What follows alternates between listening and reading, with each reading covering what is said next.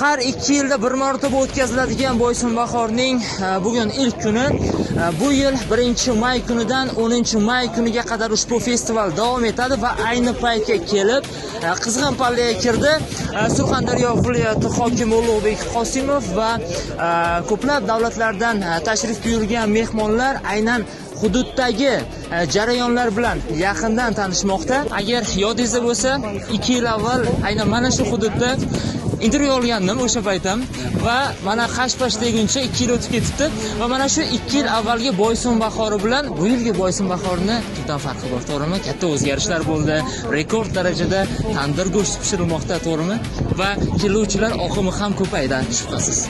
To'g'ri, assalomu alaykum. Mana o'zi aytganda 2 yildan bir pastda ko'z ochmaguncha o'tib ketdi. Nafqa mana Boysunbahori mehmonlarimiz juda ham ko'p, tashrif buyuruvchilarimiz ham ko'p. Boysun o'zgacha qiyofada mehmonlar chorlayapti. Boysunbahoriga kelgan hamma mehmonlar tushib deymiz. To'g'risi, prezidentimiz mana alohida topshiriq bergan festivallar o'tkazish bo'yicha saviyasini ham o'zgartirdi. Saviyaga ham, mazmunga ham alohida e'tibor berilyapti. Mana ob-havo ham qarashib, yomg'irlar. Ya'ni ham kayfiyat baxshilyapti.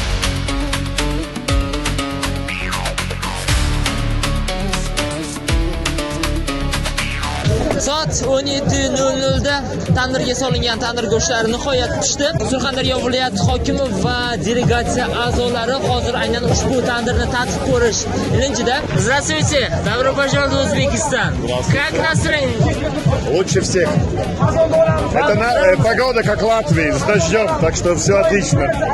Фестиваль вам понравился? Да, очень. Но это, чтобы лучше понять страну, надо знать традиции, откуда такие люди берутся, и чтобы вот что кушает, и вот и что мне главное всего нравится.